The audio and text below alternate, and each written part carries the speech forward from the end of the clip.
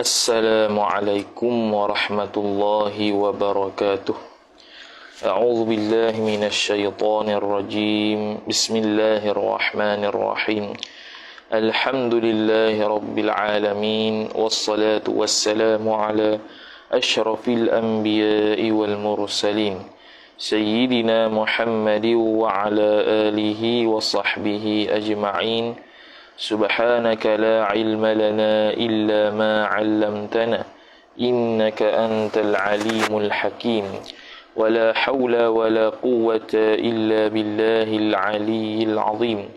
Rabbi shrah li sadri wa yassir li amri wahlul 'uqdatam min lisani yafqahu qawli wasaddid lisani wahdi qalbi bihaqqi nabiyyika Muhammad sallallahu alaihi wasallam. Allahumma aghnina bil ilmi wa zayyinna bil hilmi wa akrimna bit taqwa wa jammilna bil afiyah.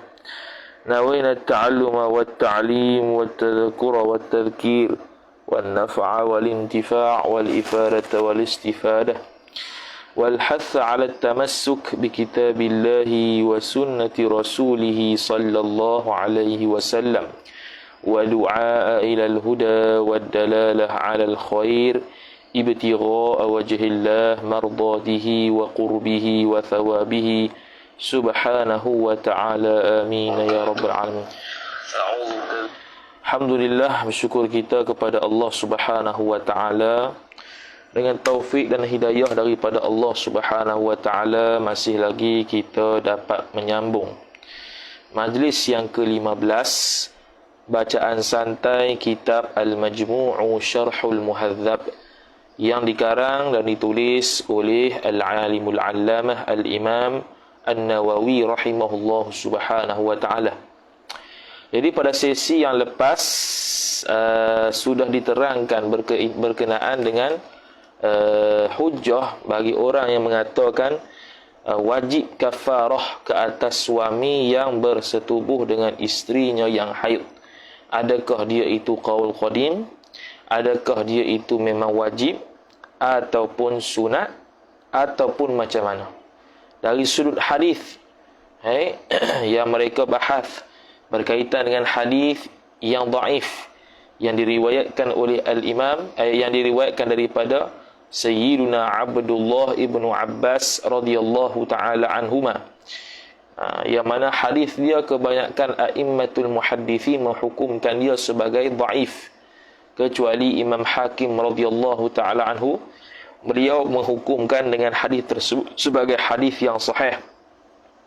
Bahkan Imam Nawawi rahimahullahu taala menyebutkan bahawasanya Imam Hakim radhiyallahu taala anhu itu dia itu suka ataupun dicap di ma'ruf sebagai orang yang tasahul dalam ilmu hadis ataupun tasahul dalam mentashihkan hadis, mensahihkan sesebuah hadis.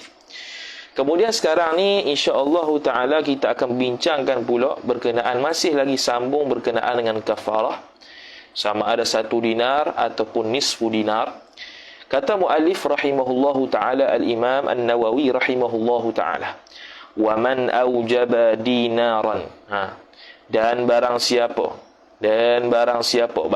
tu kena kepada ulama yang aujaba, yang mewajibkan ia man, dhamir mustatir huwa fa'il kembali kepada man, dinaran maf'ulun bih, akan 1 dinar. Sesiapa yang mewajibkan 1 dinar, ataf kepada dinaran ai au nisfahu nisfa dinarin, ataupun separuh dinar. Okey, fahuwa, maka bermula dia man aujaba dinaran au nisfahu tu ala zauji ai sabitun ala ta'alluq, satu mazuk khabar bagi huwa tu mubtada, huwa sabitun ala zauj tu jawab bagi man. Sabitun sabit ia ala zauji atas suami, khassatan itu maf'ul mutlaq li fi'il mahdhuf taqdiruhu akhussu khassatan. Khusus untuk suami saja, 1 dinar, nisfu dinar, macam bab kafarah puasa. Apabila suami bersetubuh dengan isterinya ketika siang hari bulan Ramadan, Maka menurut pandangan mu'tamad dalam mazhab Syafi'i, yang kena kafarah itu hanya suami sahaja. Kalau buka dalam kitab Imam Ahmad Al-Mahalli rahimahullahu ta'ala, dalam Kanzur Raghibin Syarah Minhajit Talibin, beliau menyatakan ada khilaf ulama berkaitan dengan siapa yang dikenakan kafaratul jima' fi nahar Ramadan. Kafarah bersetubuh pada siang hari bulan Ramadan. Jadi ada yang kata kena dua-dua, ada yang kata isteri kena juga, ada yang kata suami saja. Jadi pandangan mu'tamad perempuan tidak kena. Syarak menyelamatkan perempuan. Dalam bab kafaratul jima' pun ya, dalam bab ni pun sama juga. Apabila jima', apabila bersetubuh waktu haid pun tidak perlu dan tidak dikenakan 1 dinar atau nisfu dinar ini kepada perempuan. Hanya ke atas suami sahaja secara khusus. Okey, sekarang ni apa nilai dia tu? Apa nilai dinar tu? Wahwa, dan bermula dia nilai dinar tu mithqalul islami. Dia panggil mithqal lah. Nak terjemah apa tak tahu. Macam contoh kalau kitab lama, kitab Turath, dia kata kalau cukup 20 mithqal emas kena zakat. Dia timbangan dia lah. Mithqalul Islam, mithqal Islam, al-ma'rufu yang dikenali ia mithqalul Islam, yang dimakrufkan. Boleh cek Google lah mithqalul Islam tu apa dia. Itu gambaran dia.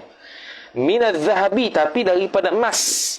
Emas sifat al-khalisi, yang suci ia emas. Yang suci ni maksud dia ialah emas yang belum ditetak lagi. Emas yang betul-betul tulen. Emas yang belum ditetak, lagi. Emas yang betul-betul tulen.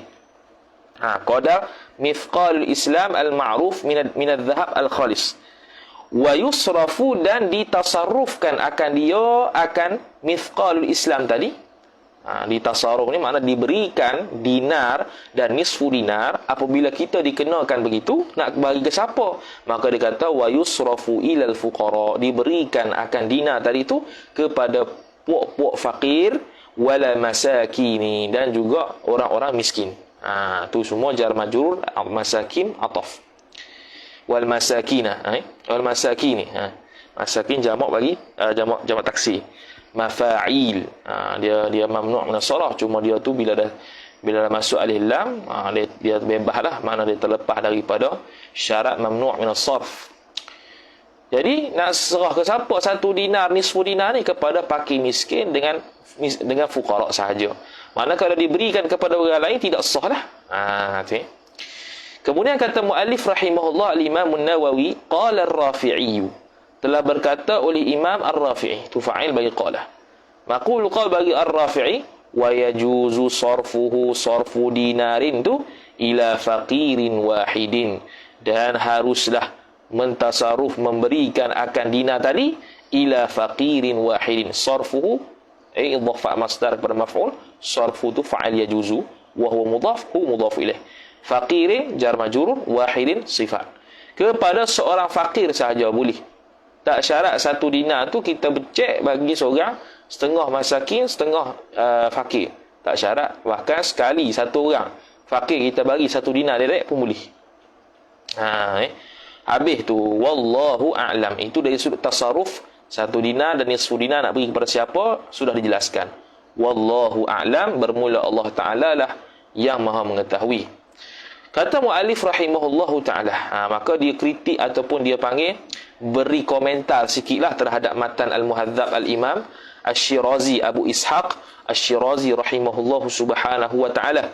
Maka dia kata, wa amma qaulul musannifi, adapun perkataan musannif, qaulu mubtada, al-musannifi mudhafu ilaih. Dia kata wa amma qaulul musannif, adapun qaul musannif. Apa qaul musannif? Maqul qaul. Jadi kalau kitab baru dia tak bubuh, dia bubuh titik tindih. Titik tindih itu maqul qaul. Okey. Fa in wati'aha ma'al ilmi bitahrimi. Tutup kurungan situ. Situ maqul qaul dia. Kalau tengok pada matan Muhadzab, dia berada pada selepas perbahasan hadis dinar tu. Iaitu dia kata wa qala fil jadid. Dia kata bukan, dia sebelum hadis tu. Dia kata fa in wati'aha ma'al ilmi bitahrim fa fihi qaulan. Tu situ. Maka kata Imam Nawawi, yang musannif kata fa in wati'aha, maka jikalau bersetubuhlah oleh suami akan haid, isteri yang haid, ma'al ilmi bitahrimi, hal keadaan tahu dengan haramnya, bitahrimi ay bitahrimi wat'il haidi, dengan haramnya bersetubuh akan perempuan yang haid. Maka Imam Nawawi kata, jawab bagi Ahmad, fakana yanbaghi, maka adalah ia qaulul musannif itu. Dhamir mustatir huwa isim kana, kembali kepada qaulul musannif. Adalah qaul musannif itu khabar kana yanbaghi, seyugianya ay yadumma, itu takwil masdar fa'il yanbaghi, ay yanbaghi dhammuhu, dhammul musannif. Okey, bahawa seyogianya bahawa menggabungkan ia musannif ilaihi ilal qaulil musannif, kepada perkataan musannif itu tambah sikit. Tambah apa? Tambah wal ilmi bil haidi wal ikhtiyari, dan juga tahu dengan haid, dengan keberadaan bil haidi ay bi wujudil haid, dengan adanya haid pada isterinya, wal ikhtiyari, dan juga dia setubuh tu dalam keadaan sengaja. Barulah fa fihi qaulani, seperti mana disebut dalam matan muhazzab. Makna yang dibahaskan berkaitan dengan dinar atau nisfu dinar itu, syaratnya ada 3. Syarat 4 lah, kita kata 4. Yang kena dinar atau setengah dinar. Pertama, kena setubuh. 1. Yang kedua, dia tahu kata hukum dia haram kalau setubuh. 2. Dan yang ketiga, dia tahu isteri dia sedang haid. 3. Dan dia tahu dan dia ni ikhtiar, boleh usaha, bukannya mukrah, bukan dipaksa, bahkan dia sendiri ikhtiar untuk bersetubuh. 4. Bila cukup 4 ni, maka barulah perbahasan kena dinar ke tidak, kena kafarah ke tidak berlaku. Adapun tidak ada salah satu daripada ni, maka fala ithma alaih lah, seperti mana yang disebutkan pada sesi yang lepas. Imam Nawawi radhiyallahu taala anhu sebut dah dulu. Dia kata apa dulu? Man fa'alahu jahilan wujudal haidi au tahrimahu au nasiyan au mukrahan fala ithma alaih. Tu wala kafarata alaih. Okey. Kemudian kata muallif rahimahullahu taala, wa qawluhu, masih lagi kritik ataupun komentar daripada ibarat Imam Asy-Syirazi dalam kitab Al-Muhadzab. Kata dia, wa qawluhu kata muallif, dan bermula kata muallif iaitu kata musannif, iaitu Imam Syirazi. Dia kata apa? Buat maqul qaul li'annahu wat'un muharramun lil adha, tutup kurungan. Tu maqul qaul dia, kerana bahawasanya sya'an itu tu wat'un, itu satu persetubuhan, muharramun, yang diharamkan akan dia ke persetubuhan itu, lil adha, kerana kotoran, iaitu kotoran haid. Maka dia kata dulu, menurut pandangan jadid, tidak dikenakan kafarah langsung, tidak diwajibkan kafarah, bahkan sunat saja, kerana wati ataupun setubuh yang haram itu berlaku kerana adha, kerana ada benda kotor, iaitu haid. Maka dia kata ihtirazun, itu khabar bagi qauluhu. Qauluhu kata musannif itu ihtirazun, untuk mengeluarkan minal wat'i, untuk menjaga daripada al-wat'i, daripada persetubuhan fil ihrami, dalam keadaan ihram. Kalau dalam keadaan ihram, ya ada dia punya kafarah dia, dam itulah. Wa nahari ramadhana, dan jima' yang haram tapi siang hari bulan Ramadan, ya ada kafarah dia. Tapi kalau wat'un muharramun lil adha, tak ada. Tu Batulah musannif Imam Syirazi dia kata wat'un muharramun lil adha, kerana apa? Imam Nawawi sebut kerana nak mengeluarkan wat'un fil ihram, kerana persetubuhan ketika ihram itu ada kafarah dia panggil dam. Dam tu lah, pergi mengajilah haji tu. Kemudian siang hari bulan Ramadan dia setubuh juga, ada juga kafarahnya. Ada juga kafarahnya nahar Ramadan, iaitu kena puasa 2 bulan berturut-turut. Sebelum tu kena membebaskan seorang hamba perempuan, tak boleh puasa 2 bulan berturut-turut, tak boleh beri makan 60 orang miskin dan sebagainya. Tu tertib dari sudut kafarah jima' untuk puasa Ramadan. Okey. Kata muallif rahimahullah, kemudian dia buat kesimpulan perbezaan pandangan ulama yang dari sudut khilafnya besar, luar daripada mazhab 4. Yang mana kita pun dah sebut dah, cuma diulang balik sebagai kesimpulan. Far'un, ay hadha far'un, ini satu furu' fi madzahibil ulama'i fi man wati'a fil haidhi 'amidan 'aliman. Ini satu furu' pada madzahibil ulama, ay fi bayani madzahibil ulama, pada menerangkan mazhab-mazhab ulama madhahibi jar majrur, al-ulama'i mudhafu ilaih. Fi man wati'a, pada orang yang bersetubuh ia man fil haidhi, dalam ketika perempuan tu haid, amidan, hal keadaan. Itu hal bagi man. Hal keadaan man tadi tu sengaja. Aliman, hal keadaan dia tu reti, ai aliman bit tahrim. Aliman ai aliman bit tahrim, tahu kata hukum dia haram. Maka qad zakarna, sungguhnya telah kami sebutkan, anna sahihal masyhura, bahwasanya pandangan yang sahih lagi pula masyhur, fi madhhabina, pada madhab kita Imam Syafi'i, annahu, bahwasanya zauj itu la kaffarata alaihi, tidak ada kafarah sama sekali, alaihi ala zauji. Kafarata isim la linafil jinsi, alaihi ta'alluq suatu mahzuf, khabar la linafil jinsi, alaihi jar majrur, jumlah la kafarata alaihi itu khabar anna. Jadi menurut pandangan yang sahih tidak ada kafarah. Makna tidak wajib kafarah. Adapun sunat, ya, sunat untuk bayar kafarah. Cuma wajib tidak. Siapa yang berpandangan begitu juga, yang sepakat dengan kita, wahwa, dan bermula dia as-sahihul masyhur tu. Pandangan yang sahih yang masyhur dalam mazhab kita tu juga mazhabu Malikin. Itu juga mazhab Imam Malik. Wa Abi Hanifah, juga ataf pada Malik, itu juga mazhab Abu Hanifah.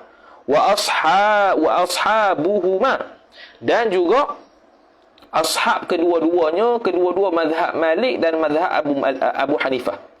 Jadi al-ashab al-malikiyah, al-ashab al-hanafiyah, mazhab Hanafi, mazhab Maliki, semua kata tak ada kafarah. Wa Ahmadu, dan juga wa Ahmada atau pada Malik, dan juga Imam Ahmad, mazhab Imam Ahmad juga kata tidak ada kafarah, tapi fi riwayatin. Pada satu riwayat lah, makna mungkin dia ada dua pandangan dalam dua riwayat. Wa hakahu, dan menghikayatkan akan dia akan hadzal qaul as-sahih Abu Sulaiman, oleh Abu Sulaiman Al-Khattabi, dari Al-Khattabi, an aktsaril ulama'i, daripada kebanyakan ulama. Hakahu bi Ibnul Munzir, telah menghikayatkan akan dia akan al-qaul as-sahih al-masyhur itu juga oleh Ibnul Munzir, oleh al-Imam Ibnul Munzir radhiyallahu taala anhu, an Ata'in, daripada Ata'. Wa Ibnu Abi Mulaikah, dan juga telah menghikayatkan bukan. Ataf kepada Ata'. Ibnu Munzir juga telah menghikayatkan benda tersebut daripada Ata' dan juga Ibni Abi Mulaikah. Ibn Abi Mulaikah. Dan juga dihikayatkan Wasya'bi, daripada Sya'bi. Dan juga Wan-Nakhai, daripada Nakhai. Jadi Ibnu Munzir ni dia alim dalam banyak mazhab. Imam Nawawi dia tumpah dia. Wan-Nakhai wa Makhulin, dan Imam Makhul. Waz-Zuhri, Imam Zuhri, wa Ayyub As-Sakhtiyani, wa Abi Zinadi, wa Rabi'ata, wa Hammad ibni Abi Sulaimana, wa Sufyan Ats-Tsauri, wal Laythi ibni Sa'din. Semua tu mengatakan seperti mana pandangan mazhab Syafi'i yang masyhur, iaitu tidak kena kafarah, tidak wajib kafarah atas suami. Selesai. Kemudian pandangan kedua yang kata wajib itu, wa qalat ta'ifatun minal ulama'i, dan telah berkata oleh satu puak, sekelompok daripada para ulama. Ta'ifatun fa'il qalat, minal ulama'i jar majrur. Kata dia, yajibud dinaru wa nisfuhu wa nisfu dinarin, wajib oleh 1 dinar dan juga separuh dinar tu, ala tafsilil mutaqaddimi, atas perincian yang telah terdahulu ia perincian. Al-mutaqaddimi itu sifat at-tafsil. At-tafsil jal majrur. Mana dia? Iaitu orang yang kena 1 dinar itu kalau pada iqbalud dam. Kalau idbarud dam, kena separuh dinar. Tu tafsil yang mazkurah. Wa ikhtilafum minhum, dan khilaf daripada mereka itu ulama, fi i'tibaril hal, pada mengirakan keadaan. Khilaf dari sudut mana? Dari sudut kena bayar 1 dinar ke nisfu dinar. Hak mana nak iktibar 1 dinar setengah dinar? Ikut keadaan. Keadaan kalau iqbalud dam kena 1 dinar, kalau idbarud dam separuh dinar. Hakahu Ibnul Munzir, telah menghikayat akan hadzal qaul min ta'ifatin minal ulama ni oleh Ibnul Munziri juga, daripada an Ibni Abbasin, daripada Ibni Abbas, wa Qatadah, dan daripada Qatadah, ini tabi'in, wal Auza'i, dan daripada Imam Auza'i, wa Ahmad, dan Imam Ahmad. Jadi Imam Ahmad ada 2 riwayat. wa Ishaq, dan daripada Imam Ishaq radhiyallahu taala anhu. Wa an Sa'id bin Jubair, dan daripada Sa'id bin Jubair pula radhiyallahu taala anhu, anna alaihi, bahwasanya atas az-zawjil wati, suami yang bersetubuh tu, itqa raqabatin. Itqa isim anna muakhar, alaihi ta'alluq suatu mahzuf, khabar anna muqaddam, raqabatin mudhaf ilaih, kena memerdekakan seorang hamba perempuan. Itqa raqabatin idhafat masdar kepada maf'ul. Jadi daripada Sa'id bin Jubair kata, kalaulah suami ni jima isteri, dalam keadaan haid, maka dia kena memerdekakan seorang hamba perempuan. Seperti mana yang disebut oleh Imam Nawawi rahimahullahu ta'ala, bahwasanya pandangan tersebut syadz mardud, syadz lagi tertolak. Okay. Kata mu'alif rahimahullahu ta'ala, wa 'anil Hasan al-Basri, dan daripada Hasan al-Basri tabi'in, alaihi ay yajibu alaihi, wajib atas suami yang wati tadi, barang alal mujami'i, alal mujami'i, atas orang yang berjima fi nahari Ramadhan, pada siang hari bulan Ramadan. Jadi menurut Hasan al-Basri radhiyallahu taala anhu wa ardah, dia kata apa? Dia kata menurut beliau, siapa-siapa suami yang bersetubuh dengan isteri dalam keadaan haid tadi, dia perlu bayar juga kafarah, tapi kafarah itu sama macam orang yang bersetubuh di siang hari bulan Ramadan menurut dia. Tu. Hadza huwal masyhur, ay hadzal madhkur, hadzal qaul, bermula ini pandangan, huwal masyhur, ialah pandangan yang masyhur, anil Hasani, daripada Hasan Basri. Wa hatta Ibnu Jarir, dan telah menghikayatkan oleh Ibnu Jarir anhu anil Hasan al-Basri, qala al-Hasan al-Basri, Hasan Basri kata, yu'tiqu raqabatan, memerdekakan ia suami itu akan seorang hamba perempuan. Satu. Ini dia punya kafarah lah. Okey. Kan dia tadi kata kafarah bagi orang yang bersetubuh bersama isteri ketika haid ni macam orang yang bersetubuh di siang hari bulan Ramadan.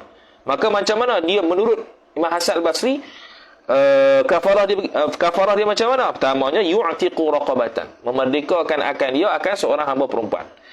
Tapi dia boleh pilih ni, au yuhdi badanatan, ataupun yuhdi badanatan ni unta. Yuhdi ni makna dia pilih binatang al-an'am, dia sembelih dan sedekah dia punya daging. Nampak lain sikit daripada mazhab Syafi'i, yang kalau seseorang yang bersetubuh di siang hari bulan Ramadan, dia tidak ada sembelih unta ni. Sama ada pertama, bahkan dia tidak boleh pilih, dia kena ikut tertib. Pertama kena memerdekakan seorang hamba perempuan. Kalau tak mampu, 2 bulan berturut-turut puasa. Kalau tak mampu, barulah beri makan pada 60 orang miskin. Tu. Ni pun dah lain dah. Au yut'imu 20 sa'an, ataupun memberi makan ia wati tadi akan 20 sa'. 20 gantang. 20 sa'. Daripada makan asasi lah tu. Walau bagaimanapun, ni pandangan Imam Hasan Basri yang dihikayatkan oleh Ibnu Jarir. Walau bagaimanapun, Imam Nawawi radhiyallahu taala anhu kata, wa mu'tamaduhum, dan bermula pandangan mu'tamad mereka ialah khabar hadis Ibnu Abbasin, tetap hadis Ibnu Abbas, iaitu yang mengatakan wajib kafarah, bukannya itqu raqabah, bukannya memerdekakan hamba, ataupun bukannya wajib ke atas suami tadi seperti mana dia bersetubuh dengan isteri dia di siang hari bulan Ramadan. Bukan. Tapi walaupun mu'tamad, menurut pandangan mu'tamad hadis Ibnu Abbas tu, wahwa, kata muallif rahimahullah, bermula dia mu'tamaduhum tu dhaifun. Pandangan mu'tamad mereka yang berdasarkan hadis Ibnu Abbas tu dhaif. Bukan silap.